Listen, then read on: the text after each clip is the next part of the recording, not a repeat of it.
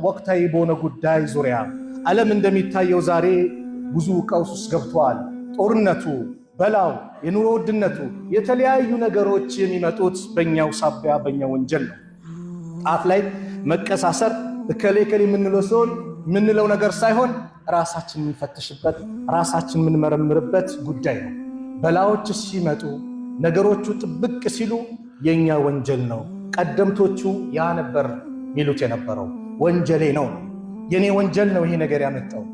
ተውባ ማድረግ እስትግፋር ማድረግ የመጣው በላስ እንዴት ይነሳል? በምን መልኩ?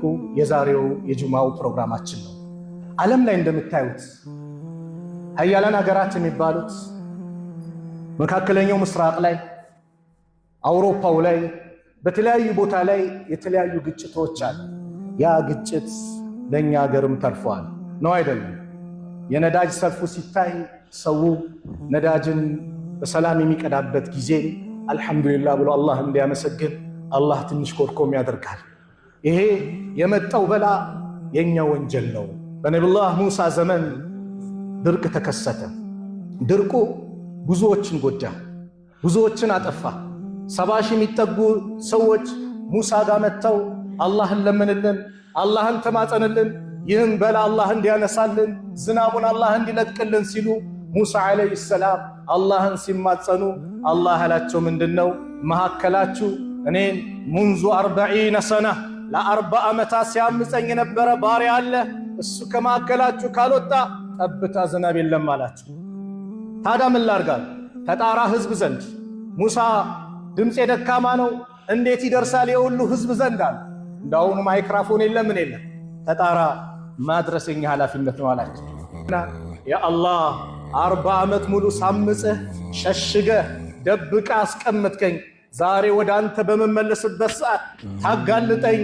ፈግፊር ሊ ያ ከሪም፣ አንተ ቸሬው ነው ጌታን ሆይ ማረኝ፣ ምሕረት ለግሰኝ፣ ወደ አንተ ተመልሻለሁ ሲል አላህ ዝናብ ለቀቀው። ሙሳ ዓለይሂ ሰላም በጣም በመደነቅ በመገረም ጌታችን ወይ ሳይወጣ እኮ አጠጣህን። አዎ ቅድም የከለከልኳችሁ በሱ ኃጢአት ነው፣ አሁን ያገኛችሁ ደግሞ በሱ ተውባ ነው፣ እስትግፋር ነው። ስለዚህ ወደ አላህ እንመለስ፣ ተውባ እናድርግ። ወደ አላህ ስንመለስ ጉዳዮቹ ነገሮች ይስተካከላሉ። እነዚህ በላዎች ዛሬ ላይ የመጡት በላዎች ቀላል ነገር አይደለም። ይሄ በላ ከየቦታው እየመጣ ምናልባት ዓለምን የሚያዳርስ ከባድ ሁኔታ ይፈጠራል። ምናልባት እኛ እዚህ ነን፣ ነገር ግን ወዳጆቻችን፣ ዘመዶቻችን፣ ቤተሰቦቻችን የተለያዩ ሀገራት ያሉ አሉ። ጦርነቱ ያሉበት ሀገር ላይ ያሉ አሉ። ጭንቀታችን የበረታ ይሆናል። የዚህ ሰዓት የአላህ የኔ ወንጀል ሊሆን ይችላል። የአላህ አንተ ሁሉም ነገር አድራጊ የሆንክ ጌታ ነህ፣ ነገሮችን የምትቀይር ጌታ ነህ። ኩን ፈየኩን ሁን በሚለው ቃል የምትገለብጥ ጌታ ነህ።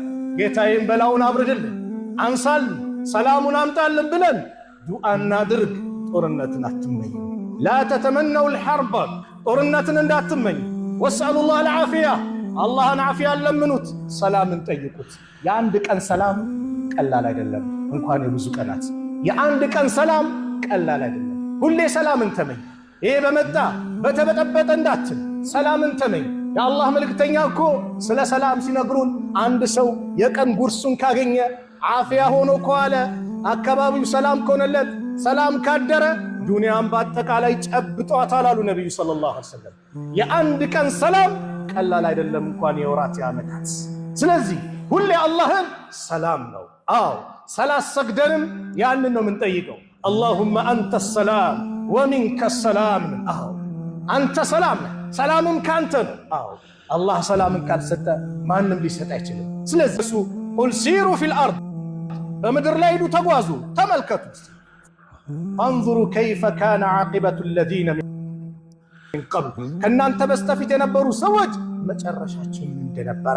እነ ዓድ እነ ሰሙድ ከኛ በላይ ለአሳር ሲሉ የነበሩት ተራራ ላይ ስንት ህንፃ ቤቶችን የገነቡ ቁመታቸው ረጃጅም ብዙ ዓመታትን የኖሩ መጨረሻቸው ምን እንደነበሩ ተመልከቷል። አላህ እንዴት አመድ እንዳደረጋቸው፣ እንዴት እንዳንኮታኮታቸው። ካነ አክሰሩሁም ሙሽሪኪን፣ አብዛኞቻቸው ግን አጋሪዎች ነበሩ አለ አላህ። ይህ በላ የሚመጣው የኛ ወንጀል ነው ብለን ልናስብ ይገባል። ስለዚህ ይህንን በላ ሊቀለብስ የሚችለው ማን ነው? አላህ ብቻ ነው። አላህ ብቻ ነው። ይህንን በላ ሊቀለብስ የሚችለው አላህ ነው። ምን ያስፈልገዋል ከተባለ ዱዓ ነው የመጀመሪያው። ዱዓ እናብዛ፣ ያ ረብ እንበለው፣ እንጠይቀው። ማን ነው ታዲያ ይህንን ችግር ይህ መከራ ሲመጣ ሊቀርፍ የሚችለው? ከአላህ ውጭ አለ? አመን ዩጂቡል ሙጠረ ኢዛ ደዓህ፣ ያ ጭንቅ ጥብብ ብሎት